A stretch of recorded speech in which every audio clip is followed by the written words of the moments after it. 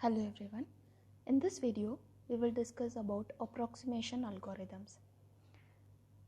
Approximation algorithms are nothing but these algorithms which are used to solve the optimization problem. So this is what approximation algorithm. Basically, we have many kinds of problems like optimization problem, decision problem. So the most familiar problem is said to be the optimization problem. So we come across many problems under this kind, like a knapsack problem, traveling salesman problem, vertex cover problem, like that. So all these optimization problem will give you the result either in maximization or in minimization. So the maximized result, which is nothing but it will be having many number of feasible solution, and among the feasible solution, so there will be one optimal output, and so that will be considered as the final output, and this is the concept of optimization problem. So probably some of the optimization problem which we cannot solve in polynomial time. So all those problem takes more than the polynomial time, which is nothing but exponential time. So we cannot give the efficient algorithm in order to solve the problem in exponential time. So we are going for the approach of NP completeness in order to solve any NP hard problem. So we are just giving the proof that already we have some NP complete problem, and with that problem using the reduction process, so we are just finding some other problem is also said to be the NP complete. But we are not showing any explicit proof for the problem, given problem, to be solved in polynomial time. So just we are telling it is a NP complete, which means what, it can be solvable in polynomial time, but with the help of non-deterministic algorithm. So that is what NP complete. We don't have any deterministic algorithm, and the major drawback of non-deterministic algorithm, we cannot able to perform, we cannot able to know that what is the actual operation or what is the actual method that we need to perform in order to get the final output. So that is what the non-deterministic algorithm. So we need to give only the deterministic algorithm in order to produce the efficient algorithm. So we are trying to find out some alternative approach in order to solve the optimization problem in polynomial time. Such approach is nothing but approximation algorithms. So we can call, or specifically we have defined this algorithm in order to solve the optimization problems. So what is this approximation algorithm? So this algorithm will not give the exact value in the optimization problem. So we will be finding out the exact value or the actual output, but by using this approximation algorithm, we may not produce the actual value, but some value which is very close to the actual value, we can produce it. That is what approximation algorithm. So problems that are very close and guaranteed, which are nothing but the output value whatever we are getting after performing after solving the problem with the help of approximation algorithm, which is nothing but the value which is very close to the actual output or the optimal output. So which is very close to the optimal output, and we can guarantee that this will be solved in polynomial time.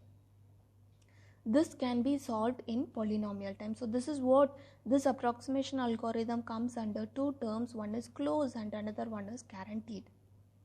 And this approximation algorithm, obviously it runs faster, because what we are trying to do, so we are trying to execute all the we are trying to solve the problem in polynomial time. So with the help of this approximation, obviously its running time will be the minimal one, which means it runs faster, as close as possible to the optimum value. So here whatever the actual output we have for the same problem, we are trying to get the one output which is very close to the optimal one. So considering these two examples, one is traveling salesman problem and another one is vertex cover problem. So traveling salesman problem, so we already know about What is this problem?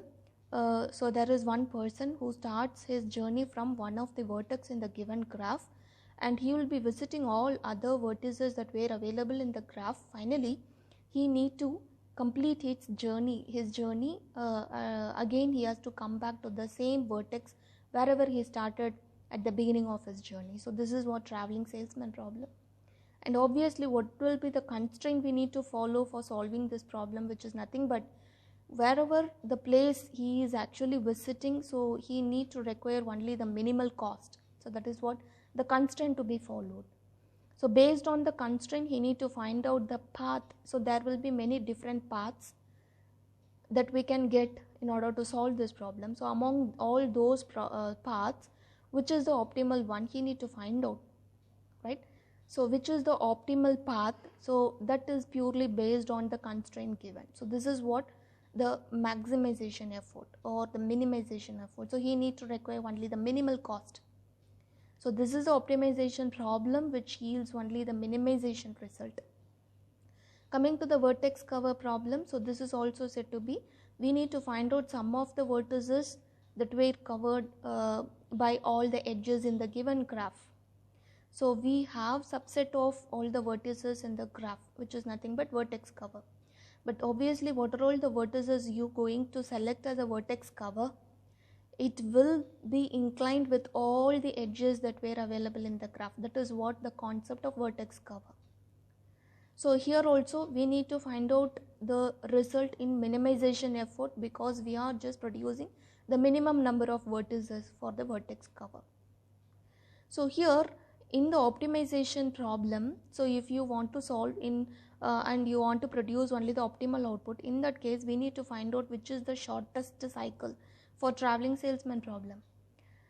Obviously, but for the vertex cover we need to find out what are all the few vertices we have, that is minimum number of vertices for the vertex cover. But in case of approximation algorithms, we can able to find with the short cycle, as well as for the vertex cover problem we can find only the few vertices, not actually shortest cycle and fewest vertices in the vertex cover. So this is what the actual difference between the optimization problem, so that is optimal output and the approximate output. Okay, so why we need to find out the difference between these two? Because we are going to solve the problem and we are going to get one output, and we are considering that as a approximate output. So how can we say this is the actual, or this will be the efficient approximate output? So whichever the output value we are finding which is very close to the optimal output, then we can say it will be the efficient approximate output, and we can consider it for the final result. Suppose if the difference between the actual output and the optimal approximate output and the optimal output is more, then we cannot consider that this approximate output as the final result. Okay, so finding out the difference between the approximate output and the optimal output is said to be approximate ratio. So one most specific term which we need to follow while we are discussing the approximation algorithm is said to be approximate ratio, which is represented by using this symbol P of n, or in some textbook it is given as 2 of n. Okay, so how we are finding this approximate ratio? If you look at this, we are representing the optimal output as C and approximate output as C and optimal output as C star. Okay, so C star is nothing but optimal output and C is nothing but approximate output. We are performing some computation between these two, and we are finding out what could be the approximate ratio. And if it is lesser than or equal to P of n, so whichever the ratio, we need to define it already some constant value. So if it is lesser than or equal to that particular constant term which we are defining as the approximate ratio, then we can say whatever the value we got for this C, that is the approximate output, will be considered as the final result, or it can be taken into account. So because all these approximation algorithm will be executed in polynomial time, So we can able to consider this as the efficient output or efficient algorithm.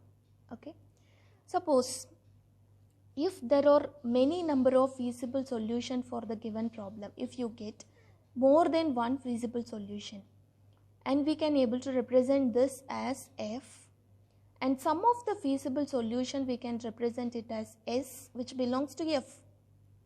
So we need to limit the number of feasible solution, because based on the constraint we are going to find out which is the optimal one, which feasible solution can be act as the optimal output, that we going to find out based on the constraint given. So what is the constraint? So whichever the problem we are solving, so it will depends upon some cost value. Even if you go with the traveling salesman problem, for each and every path we will be having some cost value, and based on the cost value the person will start traveling from one vertex to another vertex. Whichever the path will give you the minimal cost, and that will be considered as the efficient path or the optimal path, right? So we need to find out some optimal output from the more number of feasible solution.